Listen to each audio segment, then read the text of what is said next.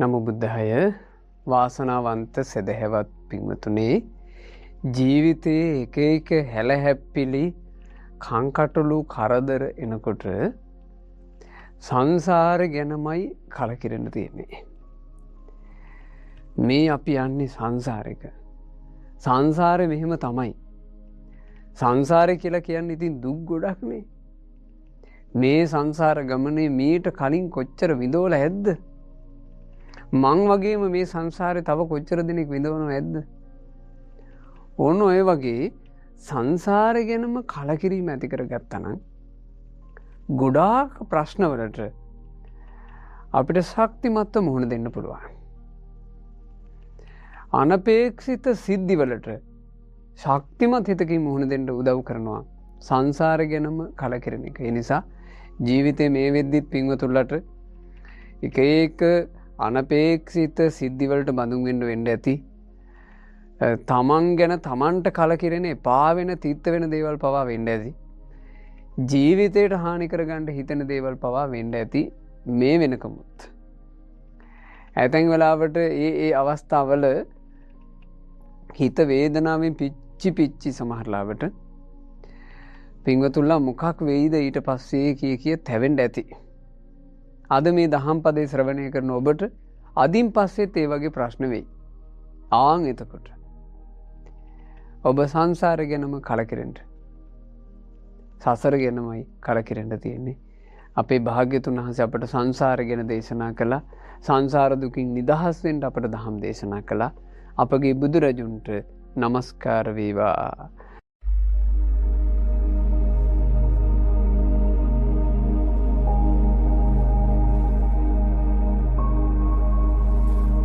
ජීවිතය අවබෝධ කළ මුනිවරු සංසාරය ගැන හැමතිස්සේම කලකිරුණු සිතින් බැලුවා. මේක සසරක් කියලා. බුදුරජාණන් වහන්සේ පවා ජීවිතයේ හැලහැප්පිලි කංකටොළුවලට මිනිස්සුන්ට මුහුණ දෙන්න වෙනකොට එයාලට සිහි උපද්දවන්න දෙසූ දහමේ ගොඩක් වෙලාවට තිබ්බා සංසාර ගැන කලකිරෙන්න කරුණු. මේක මේ සසර ගමන මේක හැටි මෙහෙමයි කියලා ඒ ඇති කරගන්න ඥාණයෙන්ම ගොඩක් ප්‍රශ්න විසඳුණා. භාග්‍යතුන් වහන්සේ දේශනා කරලා තියෙනවා මේ ජීවිතේ දරා ගන්න බැරි දුක් වලින් අඬන ඉන්න අයට බුදුරජාණන් වහන්සේ දේශනා කරනවා. මහණෙනි, ගෙවන් ආපු සංසාර ගමනේ ඔබ විපත් කරදර නැස්පැත්ති වෙනකොට ප්‍රිය විප්‍රයෝග අප්‍රිය සංප්‍රයෝග නිසා හඬද්දී වැළපෙද්දී ඔබේ දෑසින් ගලාගෙන ගිය කඳුළු එකතු කළා නම් සතර මහා සමුද්‍රයේ ජලයට වඩා වැඩි. එහෙම දේශනා කරාම අර හඬමින් ඉන්න මේ කෙනා සංසාර ගැන කලකිරීම ඇති කරගෙන ඒ ඇති වෙන සංවේගෙන්ම තමන්නේ ප්‍රශ්නෙට හරි ශක්තිමත් මුහුණ දීලා දෙනවා.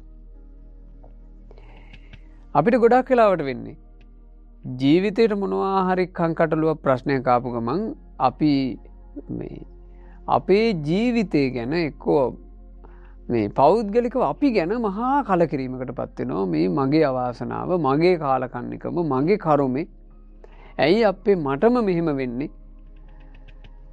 අපි මෙච්චර ඩම්පින් ආදියත් කර අපි මෙච්චර යහපත් විදිහට ජීවිතය ගත කරන්න මේ මහන්සි වෙද්දී ඇයි අපිටම කරදර එන්නේ? ඔය වගේ අපි තමන් ගැන කලකිරෙනවා. එක්කෝ අපි මේ අපිත් එක්ක එකට ඉන්න අය සම්බන්ධයෙන් ගැටන හදා ගන්නවා. මෙයාලා නිසා තමයි ප්‍රශ්න, මෙයාලා නිසා තමයි ප්‍රශ්න, අහවලා මෙහෙම කරපු නිසා තමයි ප්‍රශ්න. අපේ තෝරාගෙනින් ඕන් ওই වගේ තැනක නෙමෙයිද තියෙන්නේ. හැබැයි ඇත්තටම විය යුත්තේ සංසාරය ගැන කලකිරෙන්න. හතුරෝ මුණ ගැහෙනවා නම් ජීවිතේ අනපේක්ෂිත විදියට හතුරුකම් කරන අය මුණ ගැහෙනවා. අපි ඒ හතුරු ගැන කලකිරෙනවට වඩා අපිට වටිනවා සංසාරය ගැන කලකිරෙන එක.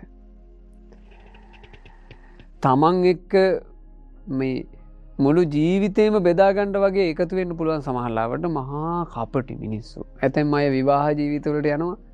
හිතේ පැතුම් ගානක් තියාගෙන යන්නේ යුග ජීවිතේට.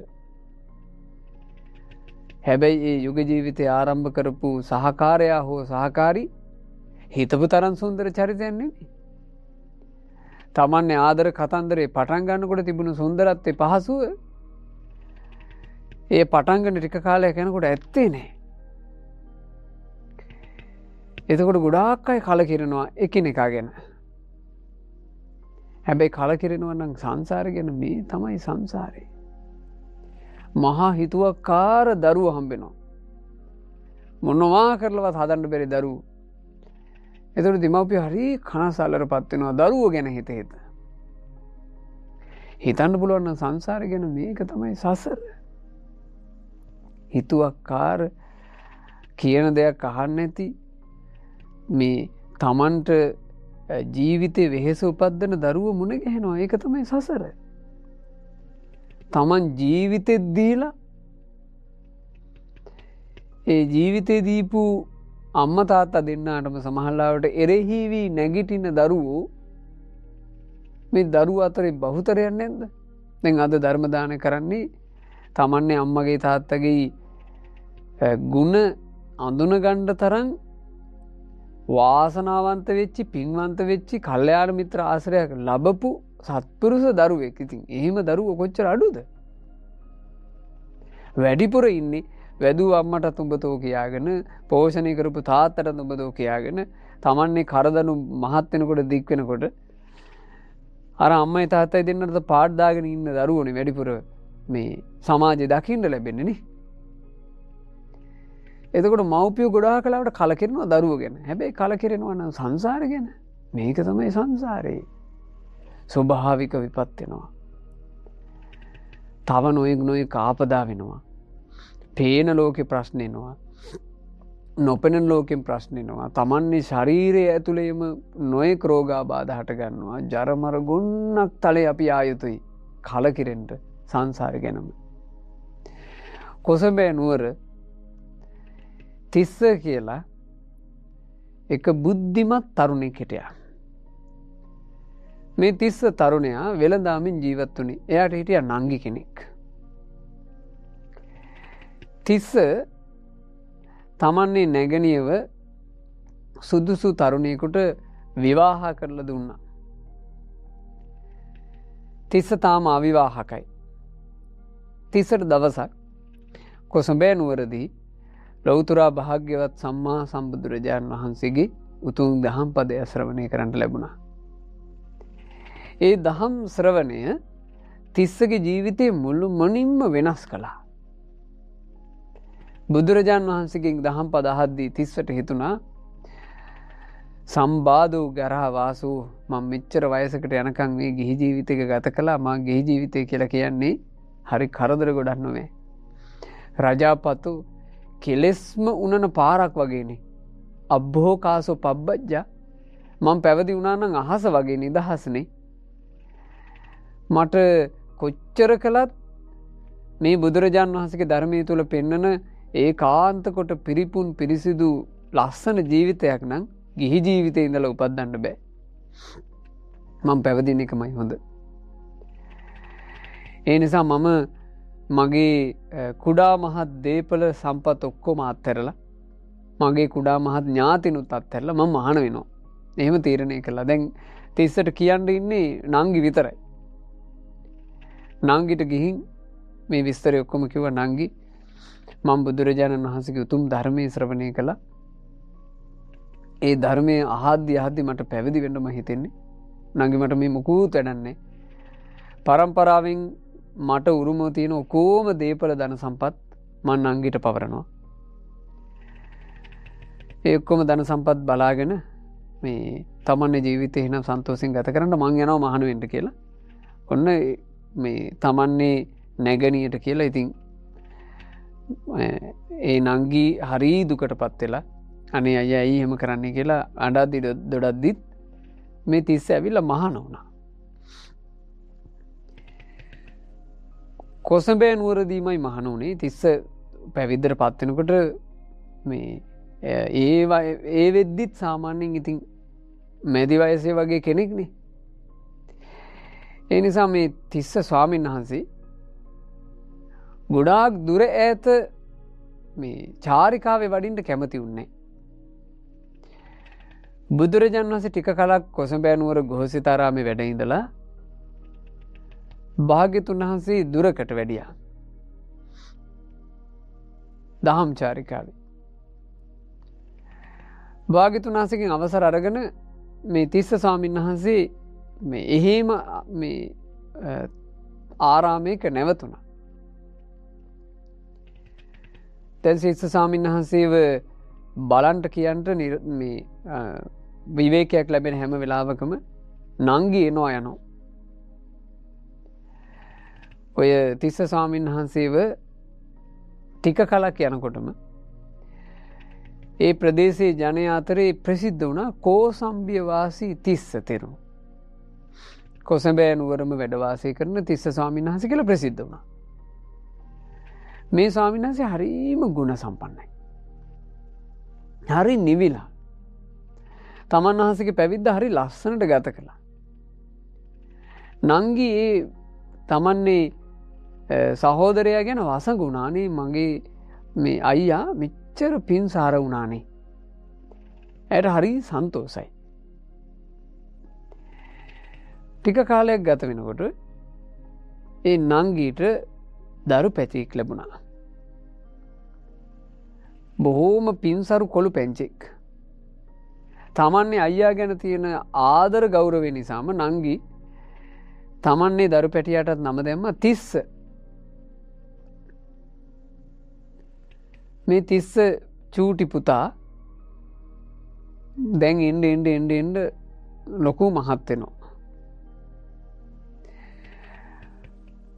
එයාගේ වයස අවුරුදු 7ක් වුණා. 7 හැවරදි මේ සිඟිත්තගේ හැසිරීම් රටා හරි වෙනස්.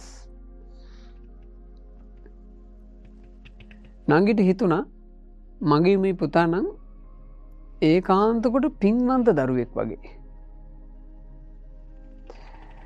මගේ දරු පැටියාව මේ දුක් විඳ විඳ ගත කරන්න වෙන ගිහි ජීවිතේ රඳවනවට වඩා මගේ අයියා ළඟ ගිහින් මහාන කරන්න පුළුවන් වුණොත් එහෙම මගේ පොඩි පුතාගේ ජීවිතේ කිලිටි වෙන්න කලින්ම මට එයාට ලස්සන ජීවිතයක් දෙන්න පුළුවන්. දැන් ධර්මය ගැන දන්න අම්ම කෙනෙක් නෙමේ. ඒ කියන්නේ ධර්මය ගැන හිතට වැදිලා. බහූතරයක් මව්පියෝ දරුවෙක් මහාන වෙන්න හදනකොට ඒවට විරුද්ධ ආදිය වෙන්නේ අම්මලා තාත්තලාගේ හිතට ධර්මයේ ගිහින්නේ නෑනේ. ධර්මයකින් ලැබෙන සැනසුම මේ ලෝකේ ධනයකින් බලයකින් අන් කිසිවකින් ලබන්න බෑ කියලා අම්මලා තාත්තලාගේ හදවතට මේ ධර්මය ගැන මහා ප්‍රසාදයක් තිබ්බනම් මව්පියෝ දරුව ගැන පතන්න පටන් ගනී. ඇයි අම්මයි තාත්තයි දෙන්න දරුවන්ගේ දියුණුව කැමති, දරුවන්ගේ යහපත කැමති, දරුවන් කෙරෙහි මෛත්‍රී කරුණා මුදිතා උපේක්ෂාවෙන් යුක්තයිනේ. එහෙව් අම්මලා තාත්තලානේ ගොඩාක් වෙලාවට මහාන වෙන්න හදනකොට බාධා කරන්නේ. ඇයි බාධා කරන්න හේතුව? මේ අම්මලගේ තාත්තලාගේ సంతాන ඇතුලේ නේ දහං ගෞරවය. సంతాන ඇතුලේ නේ ධර්මය කියලා කියන්නේ මේ වගේ ජීවිතයක් ඇතුලේ හැම ආකාරයකින්ම සැපසනසුම උපද්ද ගන්න පුළුවන් එකම දේ ධර්මයයි කියලා. එහම ඇඟීමක් නැහැ නේද? තමන් දහම් සුව විඳලා නැහැ, තමන් දහම් රස විඳලා නැහැ. එහෙම දෙමව්පියෙක් ඉතින් කොහොමද දරුවෙකුට ධර්මයේ නම් වූ රසවත් දේ දිය යුතුයි කියලා තේරුම් ගන්නෙ නේ? තිස්සගේ අම්මා එහෙම නැහැ. තිස්ස චූටි පුතාගේ අම්මා සහෝදරයන් වහන්සේ නිසාම ගොඩාක් ධර්මයේ දැනන් හිටියා. ඇයත් ධර්මයේ හැසිරෙන්න මහන්සි ගත්තා. ඇය තමන්නේ ආදරණීය පුතුව මහාන කරන්න තීරණය කළා. පුතාගේ වයස අවුරුදු 7යි. දැනුම් තේරුම් තියෙනවා යම් පමණකට පුතාට යම් යම් කටයුත්තක් ආදී කරගන්න පුළුවන්. ඇය මේක ගිහින් අර කෝසම්බිය වාසී තිස්ස ස්වාමීන් වහන්සේත් එක්ක කතා කළා. මං කැමති මගේ පුතාව අපේ ස්වාමීන් වහන්සේ ළඟ මහාන කරන්න. ඉතින් තිස්ස ස්වාමීන් වහන්සේත් ඒකට අකමැති වුණේ. ඔන්න අර අවුරුදු 7 සිඟිත්තාව වඩාගෙන ඇවිත් මේ කෝසම්බිය වාසී තිස්ස ස්වාමීන් වහන්සේගේ ශිෂ්‍ය පුත්‍රයෙක් විදිහට මහාන කළා. මේක ඉතින් ඒ යුගයේ මේ එබඳු වයසක පැවිද්දකට පත්වෙන්ඩ සුදුසු ආකාරයෙන් ජීවිතය මෝරපු පින්වන්තයෝ පැවිද්ද ලැබවා. සාමාන්‍යයෙන් අද වයසවුරුදු 7කින් වගේ යම් මේ දරුවෙක්ව මහනකොළොත් ඇතැම් වෙලාවට ඒක සමාජ විවේචනයට පවා හේතු වෙනවනේ. ඇයි මේ කෙලිසෙල්ලම් කරන වයසේ දරුවෝ මහාන කරන්නේ? ඇයි එහෙම කරන්නේ කියලා දැන් ඒක හරි දැන් මහාන කරපු අම්මට තාත්තටවත් නැති ප්‍රශ්නයක් සමහරලාවට අනෙක් අයට එන ස්වභාවයක් අද වර්තමානයේ තියෙනවා. ඒකට සමහර සාධාරණ හේතුත් තියෙනවා. ඒ කියන්නේ ඇතැම් ස්ථානවල ඒ චූටි දරු පැටව මහාන කරලා එයාලට මහාන වෙන වෙලාවේ ඒ සිවුර දෙනවා විතරයි. ආයේ එතනින් එහාට අර චූටි කාලේ ඉඳලා හික්මවා ගච්ඡ ජීවිතයක් උදෙසා උදව් පදව් කිරීමක් නැහැනේ. ඒ නිසා ඒ චෝදනාව තුළ යම් කිසි සාධාරණ පදනමකුත් නැතුවා නොවේ. නමුත් මේ සම්බුද්ධ ශාසනය කියලා කියන්නේ පිනෙන් ඥාණයෙන් මෝරපු අයට අවුරුදු 7 ඉඳලා ප්‍රතිඵල උපද්දපු තැන. අවුරුදු 7නුත් රහතන් වහන්සේලා බිහි වුණානේ. අවුරුදු 7නුත් රහතුන් බිහි වුණානේ. ඒ නිසා මේ බුද්ධ ශාසනයේ බුදුරජාණන් වහන්සේගේ ධර්මයේ පිළිසරණ ලබනවා කියන එක ඒක විස්මිත එකක්. ඒකට උවමනා කරන්නේ පිනමයි. රැස් කරන්නා වූ පින තමයි අපිව අරගෙන යන්නේ ඒ ආරක්ෂාව ළඟට. ඒ හින්දානේ භාග්‍යවතුන් වහන්සේ පින වර්ණනා කළේ.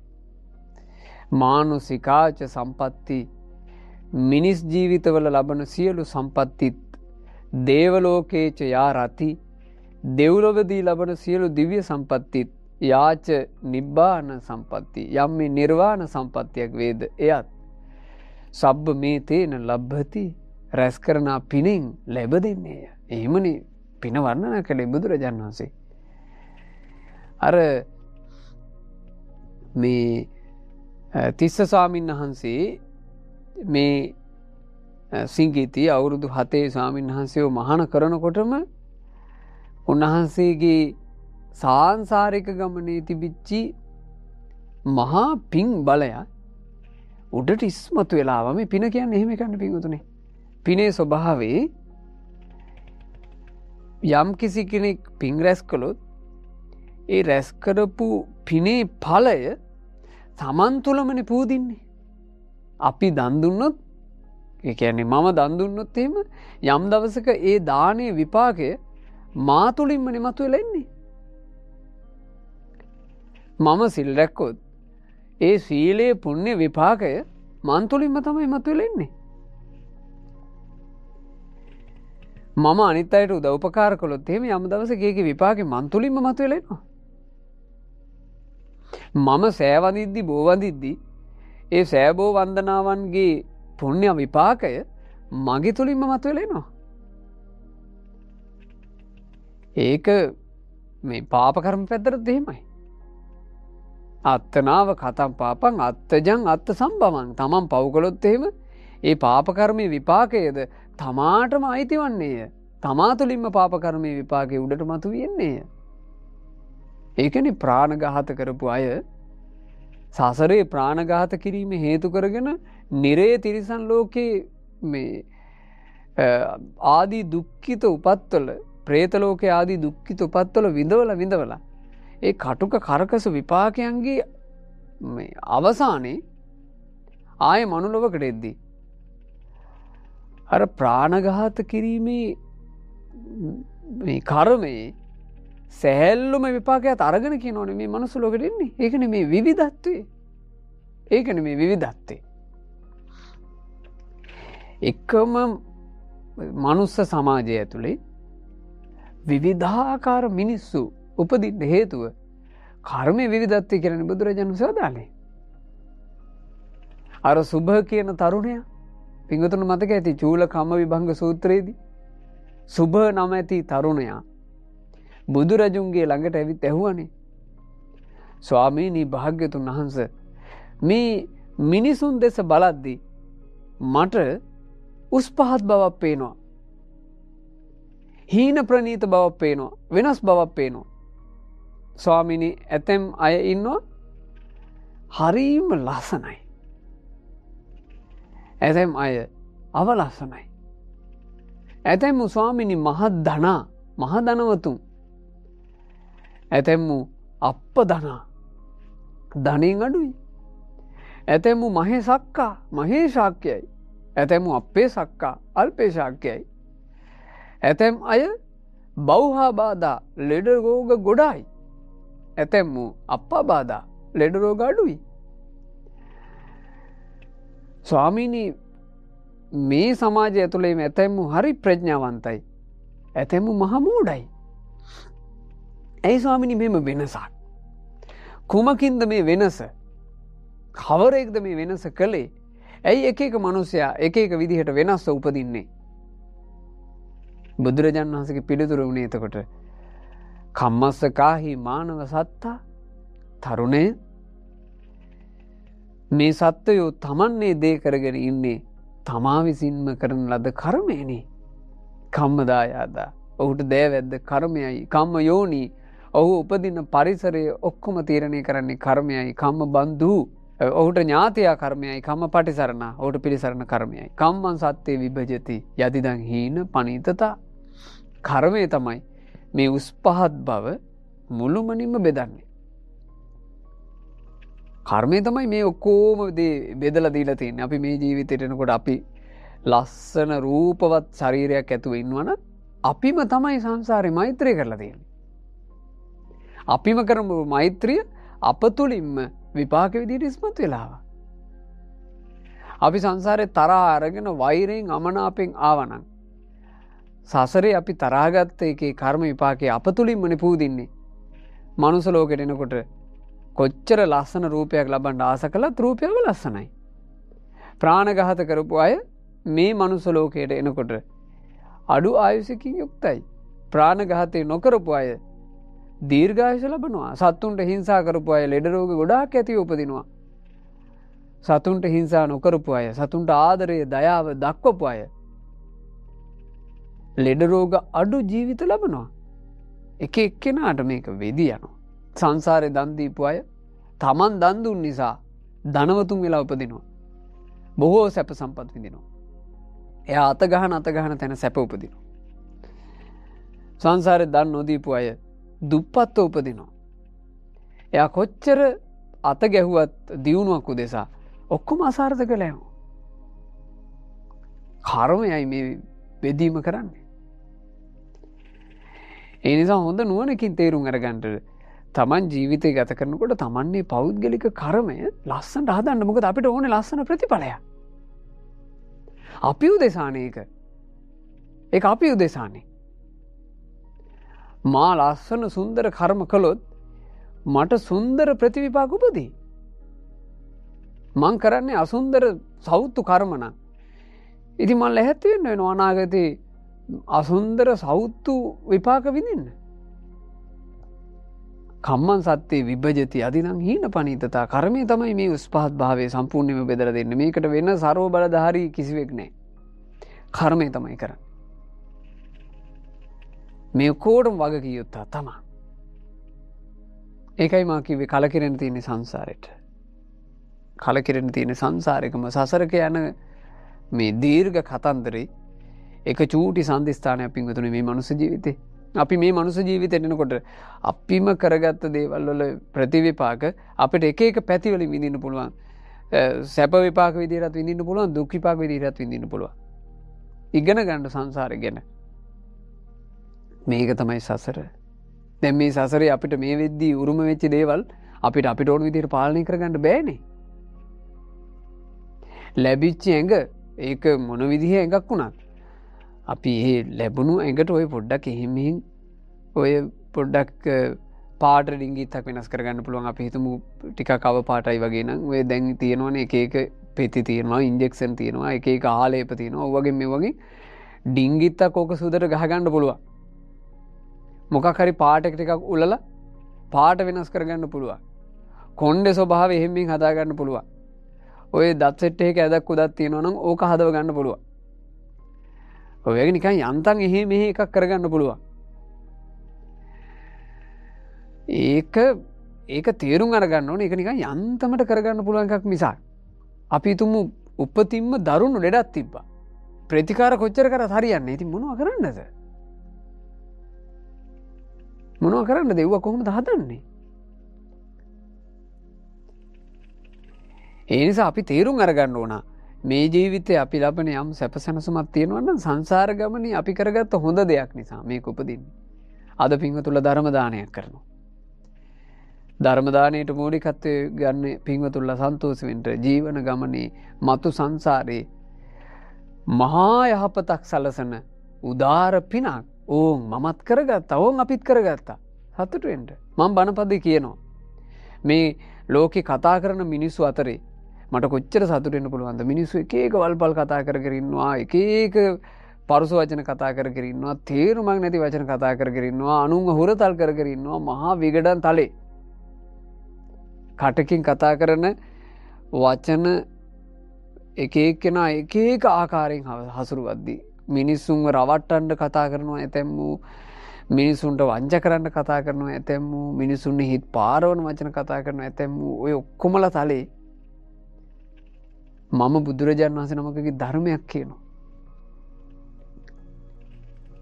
මගේ ජීවිතේම මා ආපහු හැරී බලනකොට මෙතරම් තරුණ වයසක තාම ඉඳිද්දිත් මං හැල්ල බලනකොට මගේ ජීවිතය ඇතුලේ මං ධර්මයේ කතා කරපු අවස්ථා කොච්චර ඇද්ද?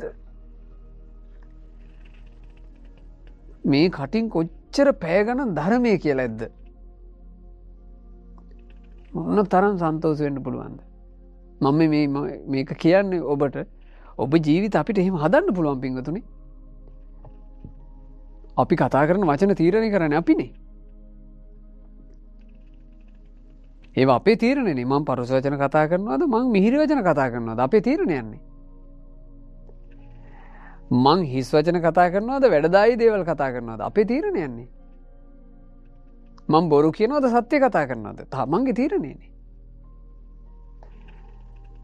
මං නින්දා අපහාස ආදී දේවල් කර කර නිකන් තේරුමක් නැති දේවල් වලට මගේ වචන පාවිච්චි කරනවද? එහෙම නැත්නම් මම බොහොම මිනිසුන්ට සැප සැනසීම උපදින සමගිය ඇති වෙන ඒ බඳු වචන මං කතා කරනවද? තීරණය තමයි ළඟ තියෙන එක. මේක හොඳ නුවණකින් තේරුම් අරගන්න ඕන අපි. අපි ජීවිතේ ගත කරන හැම මොහොතකම අපි මේ සිත ලක්ෂණ කරන බණ කතාවක මාතෘකාවක්ම කරගත්තා. ජීවිතේ තප්පරයක්වත් අපතේ දාගන්න එපා කියලා. තප්පරයක්වත් පාප කර්මයකට අකුසලයකට අයහපත් දෙයකට අධර්මයකට යොදවන්න එපා. අපත යනවා පින්වතුනි ඒක. ඒක අපත යනවට අමතරව නිකන් නරක දෙයකුත් එක්කනේ. තප්පරයක්වත්.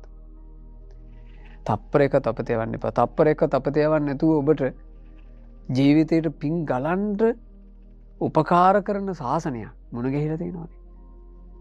පින් ගංගා ගලනවානේ. තප්පරයකට අපත යන්නේ නෑනේ.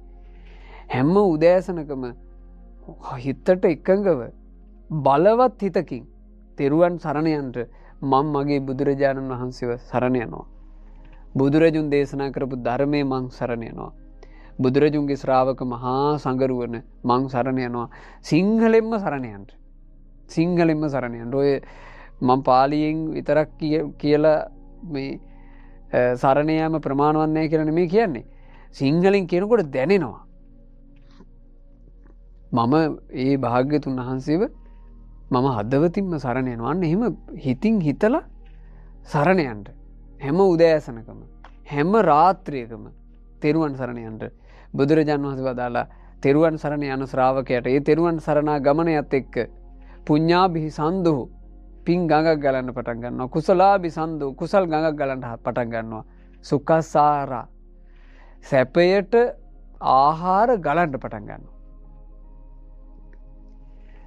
නිතියෙන් පන්සිල් රකින්නවා නම් ජීවිතයට පින් ගංගා ගලන්න පටන් ගන්නවා 5ක්.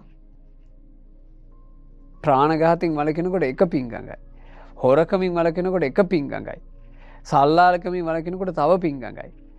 බොරුවෙන් වළකිනකොට තව පින් ගංගයි. මද්ද්‍රව්‍ය මත්වතුර භාවයෙන් වළකිනකොට තව පින් ගංගයි. දැන් මෙහෙම පින් ගංගා ගලනවා කියලා වදාලේ කවුද? සර්වඥ වූ ලෝකනායක සම්මා සම්බුදුරජාණන් වහන්සේ අපි මේ වචන කතා කරන්නේ කුමක් තුළ පිහිටලාද? ශ්‍රද්ධාව තුළ පිහිටලා. අපිට තියෙනවා බුදුරජාණන් වහන්සේ ගැන ශ්‍රද්ධාව.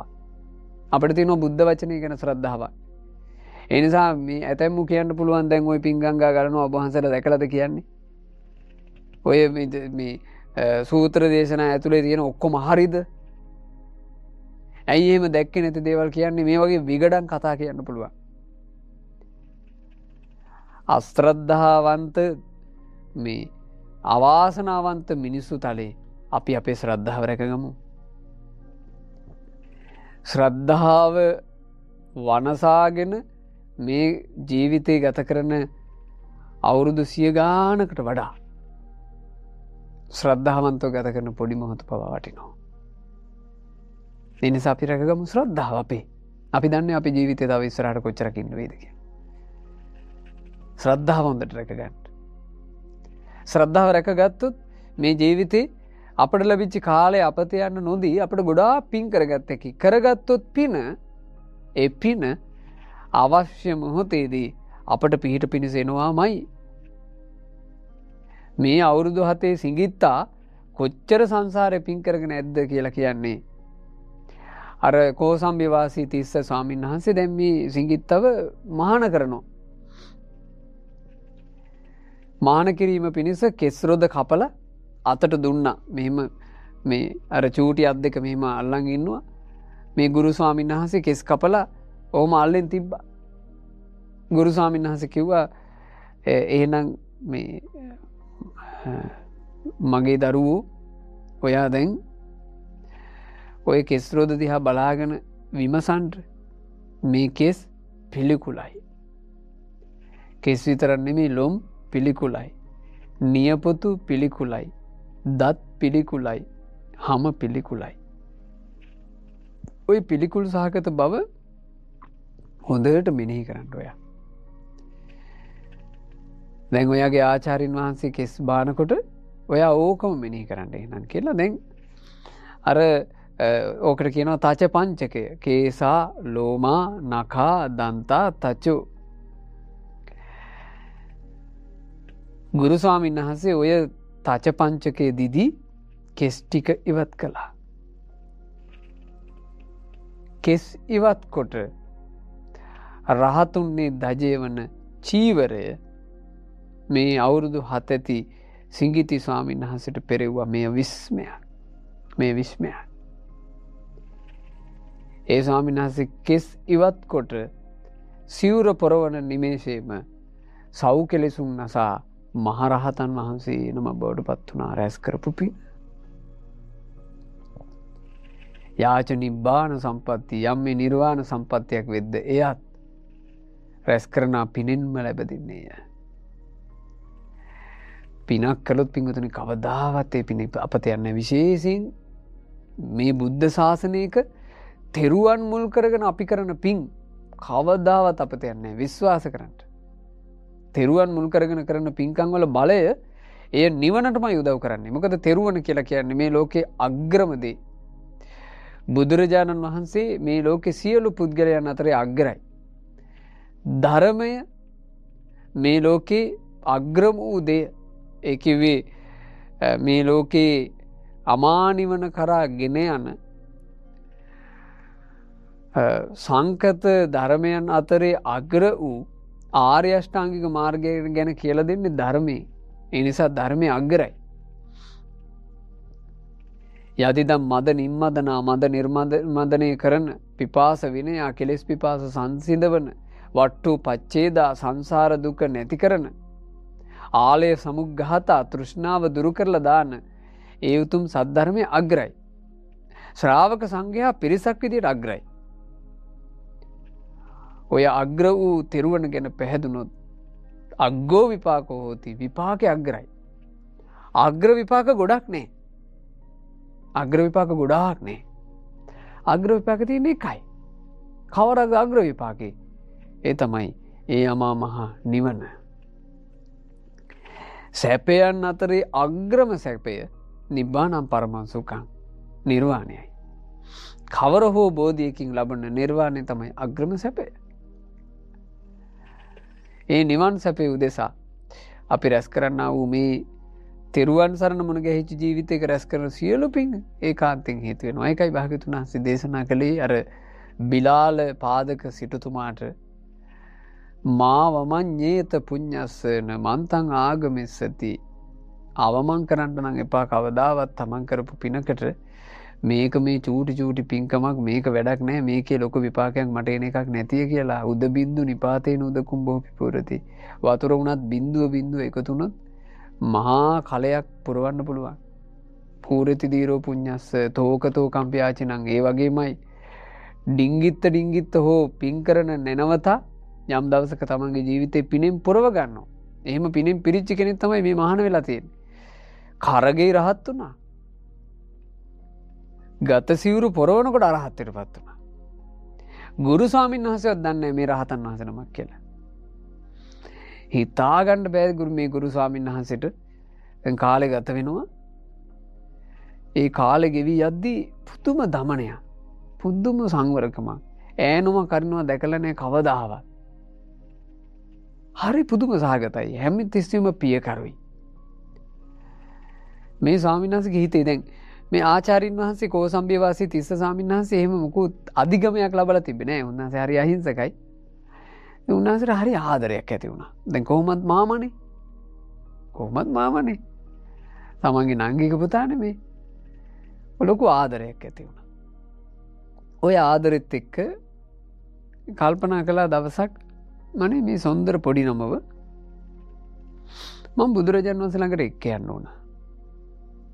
මම මේ මහාන කළත් හරි මෙයාව බුදුරජාණන් වහන්සේ ළඟට එක්ක යන්න බැරි වුණානේ. දවසක් ආචාර්යන් වහන්සේ මේ ස්වාමීන් වහන්සේගෙන් අහනවා පොඩි නම ඔය බුදුරජාණන් වහන්සේව දැක්කේ නෑ නේද තාම? පොඩි නම ආස නැද්ද බුදුරජාණන් වහන්සේ බලන්න යන්න? එතකොට මේ චූටි මේ රහතන් වහන්සේ හරි මිහිරි හඬින් කිව්වා අනේ ආචාර්යනි ඒ භාග්‍යතුන් වහන්සේව දකින්න යන්න ආස නැත්තේ කවුද? මේ ලෝකේ බුදුරජාණන් වහන්සේ දැකීම දුර්ලභයිනේ. ඒ දුර්ලභ වූ අපට සැනසෙල්ල දීපු අපේ ශාස්ත්‍රුන් වහන්සේව දකින්න නැත්නම් කොච්චර එකක්ද ආචාර්යනි? ඒ පොඩි නමගේ වචන වලට ආචාර්යින්ට තව සෙනෙහස ඇති වුණා. එහෙනම් පොඩි නම ලැහැත්ති වෙන්න. අපි හෙට යන්. බුදුරජාණන් වහන්සේ සවැත් නුවර ඉන්නේ. අපිට ඉතින් ලොකු ගමනක් තියෙනවා. පොඩි නමට පුළුවන් නේද මේ වෙහෙස දරා ගන්න? ආචාර්යනි බුදුරජාණන් වහන්සේ දකින්න යනවා නම් තියෙන පියවරක් පවා අපිට වටිනවනේ. මට වෙහෙස දරා ගන්න පුළුවන් අපි වඩිමු. අනේ ඊළඟ දවසේ මේ පොඩි නම ආචාර්යන් වහන්සේත් එක්ක දැන් පිටත් වෙලා භාග්‍යතුන් වහන්සේව දකින්න යන්න. මේ යන ගමනේ මේ පොඩි නමට දැන් මේකේ මෙහෙම එකක් තියෙනවා. මේක උපසම්පදා ශික්ෂාවක්. සාමාන්‍යයෙන් උපසම්පදා ස්වාමීන් වහන්සේ නමකට උපසම්පදා නොවූ කෙනෙක් එක්ක එකම වහලක් යට දෙතුන් රැයකට වඩා සැතපෙන්න බෑ. ඒකට අද පවා කරනවා සාමාන්‍යයෙන් අපි හිතමු සාමණේර ස්වාමීන් වහන්සේ නමක් එක්ක එකම වහලක් යට එකම සෙනසුනක එහෙම ඉන්න සිද්ධ වුණොත් එහෙම ඒ සාමණේර ස්වාමීන් වහන්සේ රැයවල් දෙකයි. කියන්නේ බුද්ධ ශාසනය ඇතුලේ මේ සාමාන්‍යයෙන් දවස ගයින්නේ අරුණෝදයත් එක්ක. දැන් මේ බටහිර ක්‍රමයට දවස ගැනීමනේ අපි ගොඩක් වෙලාවට දැන් වර්තමානයේ කරන්නේ. කියන්නේ අපි 12 පෙන්නට පස්සේ අපි ඊළඟ දවස කියලා තීරණය කරනවානේ. බුද්ධ ශාසනය එහෙම එකක් නැහැ. අරුණෝද්ගමනයත් එක්ක දවස තීරණය වෙන්නේ. අරුණ නැගුණ ගමන් අලුත් දවසක්. එතකොට සාමාන්‍යයෙන් ඔන්න එක දිගට සාමණේර ස්වාමීන් වහන්සේ නමක් උපසම්පදා ස්වාමීන් වහන්සේ නමක් එක්ක එක වහලක් යට ඒ සෙනසුනක අපි හිතමු රැයවල් දෙකක් සැතපුණා. තුන්වෙනි රැයේ අනිවාර්යෙන් අරුණ නැගෙන්න පෙර අර සාමණේර සාංශය එළියට යා යුතුයි.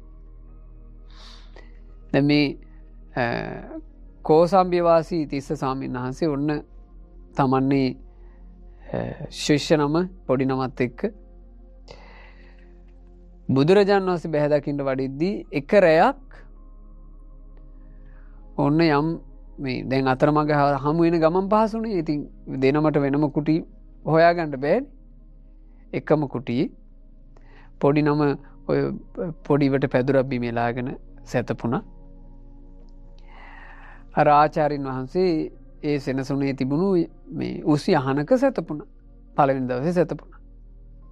ආයේ ඊළඟ දවසේ ඔන්න උදේ ගමන් ආරම්භ කළා. දෙවෙනි දවසෙත් විවේක ගන්න වෙලාවේ අර විදිහටම හම්බෙච්ච සෙනසුනේ දෙනම සැතපුණා.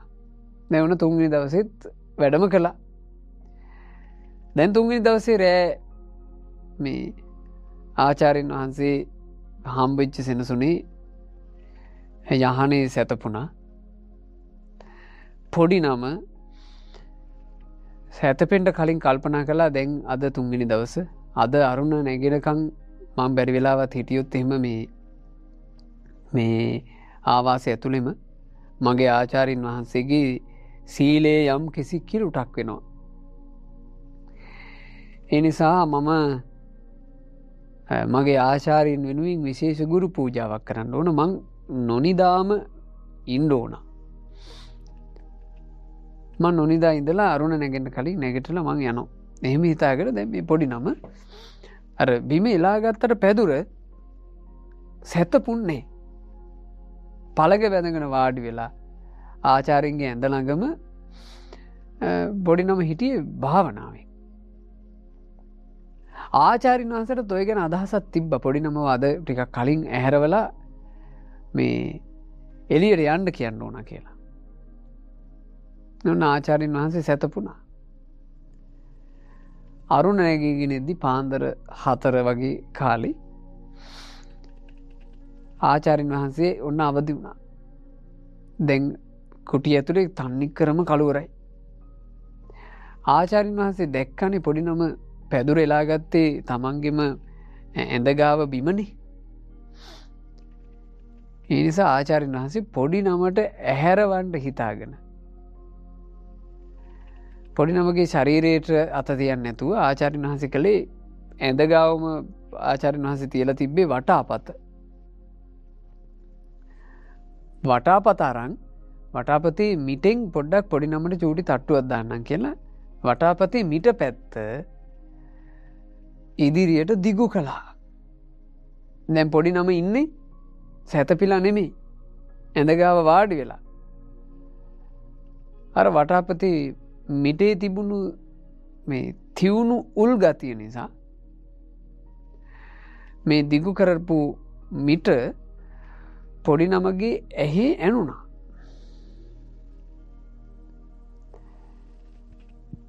ඒ ඇහැ සම්පූර්ණයෙන්ම අන්ධ වුණා, තුවාල වුණා.